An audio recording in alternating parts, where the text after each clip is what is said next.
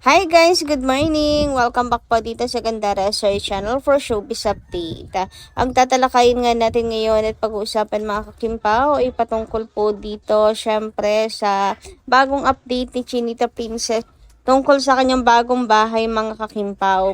Pero bago po ang lahat ng iyan, sa mga hindi pa nakaka-subscribe sa ating channel, pakiclick lang po tayo natin subscribe button at notification bell na riyan sa baba para mag-i-updated kayo sa mga susunod nating chika tungkol sa Kimpaw. Maraming salamat! And guys, din po pala nating mag-thank you sa ating mga subscribers din na nakatutok araw-araw sa atin pong mga balita. And bilang pasasalamat nga narito ang comment na napili nating basahin for this morning. So, mula po ito kay Miss Annalyn Hicap. Magandang umaga sa iyo. Sabi niya rito, ang dami niyong hanash. Baka umaga pa lang nabati na. Ba't kailangan palagi i-post lahat na lang talaga naman? Nakakainis na kayo kahit anong gawing pagtatanggol ng mga vlogger kung ganyan naman lahat ng mga fans. Minsan nakakahiya na rin kay Paulo. Hindi na siya magtatago? Huwag kayong mag-alala. Wala si Kim. Maging matalino rin kasi kayo. Pag naalis si Paulo, sinasama niya talaga. Ilang beses na yan. Kim Pao forever. Nako, tama kayo, Miss Annalyn Hicap. Grabe nga yung ilan. Hindi naman po lahat pero marami. Talagang nakakahiya po mga kakimpaw na laging pinaghahanapan na sinisidip si Paolo Avellino.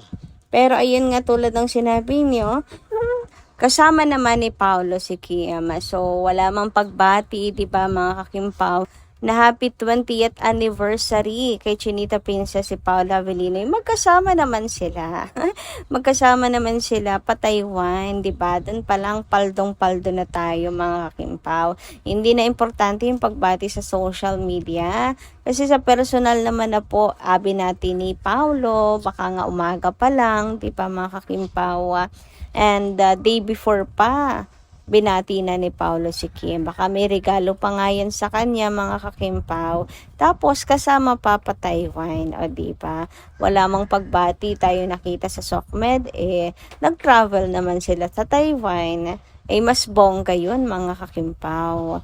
Mas bongga kasi yung presensya mo, nakasama kanya, kaysa sa post lang sa social media.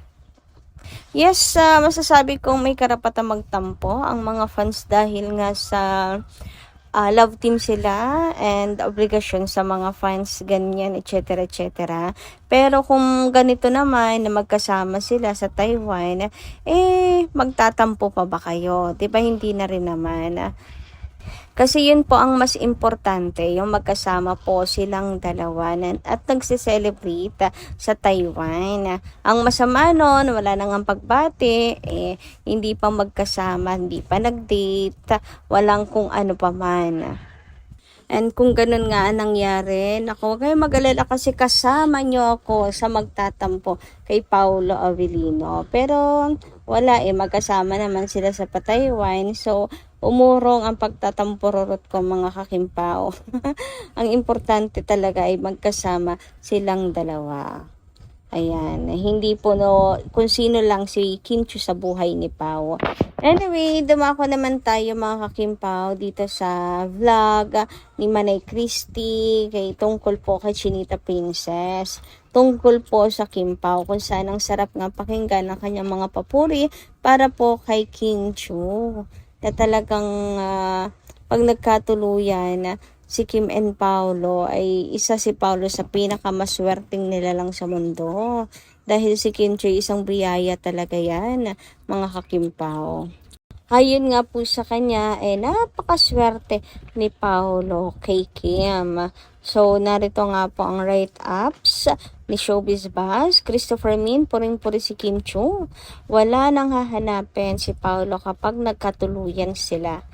Nagbigay ng papuri ang showbiz columnist at TV host na si Christopher Min kay Kim Chiu na aniya ay isa sa mga artistang nananatiling totoo sa sarili at may mabuting puso sa kabila ng tagumpay na tinatamasa nito sa industriya. Ayon kay Christy, kitang-kita umano kay Kim ang pagiging professional nito pagdating sa trabaho. Sa bawat proyektong kanyang ginagawa, palaging ibinibigay ng kapamilya actress ang kanyang buong dedikasyon at respeto sa mga taong nakakasama niya sa trabaho.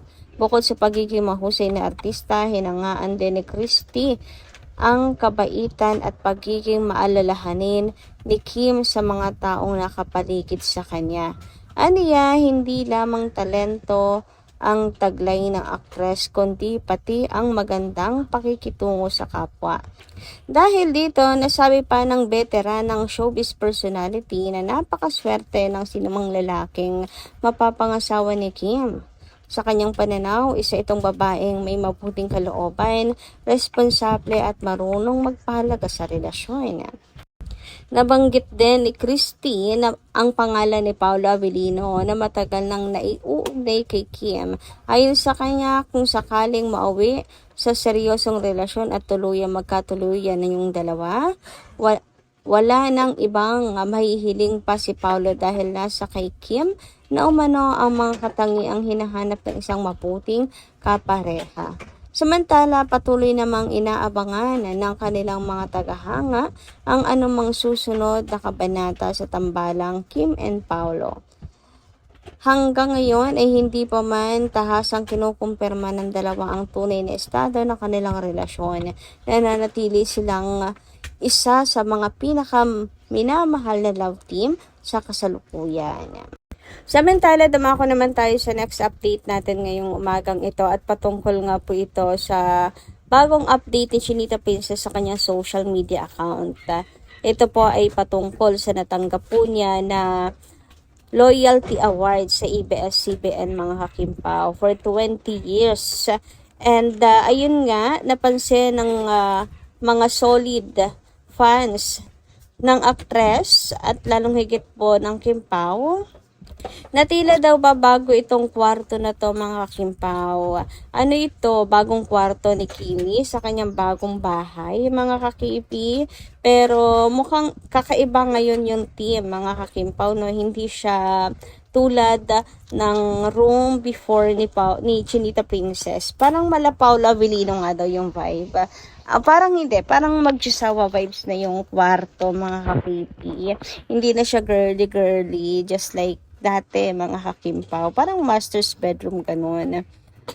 So, eto kaya po ay sa bagong room or bagong bahay ni Chinita Princess mga kakimpaw. What do you think? So, eto nga po yan mga kakipi. Finally, ipinost na rin po ni Chinita Princess ang kanya pong na-receive na award na to. Sapagkat nung na-receive nga niya to, hindi pa daw niya feel na i-post to kasi wala pa naman talaga siyang 20 years. Hindi pa naman siya talaga 20 years in showbiz. And ngayon, na officially 20 years na si Kimi, pinost na niya mga kakimpaw. And super grateful nga po siya sa mga awards na natatanggap niya. Grabe talaga si Kimi, no? Maka-appreciate po sa lahat ng bagay. Kahit alam naman niyang deserve niya yun, mga kakipi. So, very humble kasi talaga siya at hindi po lumalaki ang ulo. Kaya naman yung mga papuro sa kanya ni Manay Christy, talagang totoong-totoo mga kakimpaw. Nakikita rin nila yun kay Chinita Princess eh. Anyway, dumako naman tayo dito nga po sa long hair ni Kimi na pinost po niya sa kanyang IG. So, dito sa template po ng IG story, nakalagay, post the hair you don't have anymore. So, ang pinost nga po niya itong kanyang wig hair mga kakimpaw. Pero, for sure, mga kakipi, namimiss ni Kim ang natural long hair niya kasi alam naman natin sa The Alibay na nagpaikli talaga siya ng buhok mga kakimpaw, as in dati kasi mga wig-wig lang yung kanyang short hair, pero ngayon talagang nagpagupit siya mga kakipi, kaya malamang namimiss niya ni Kimi. Grabe nga yung kwento, diba, ni Kim Chiu. Nung nagpagupit po siya, talagang pinag-isipan niyo pong mabuti yan. Kaya ba niya mag-short hair?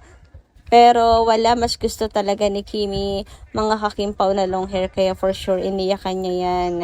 Ngayon mapapansin niyo, talagang hindi po ni Kim feel yung short hair niya, no, kahit bagay naman sa kanya. Sa showtime makikita niyo na talagang nagpapa-hair extension talaga siya, mga kakipi. Kasi bet nga talaga niya yung long hair. So sana makabalik po yung long hair ni Chinita Princess. Super bagay pa naman po sa kanya. Well, endorser naman po siya ng hair fix.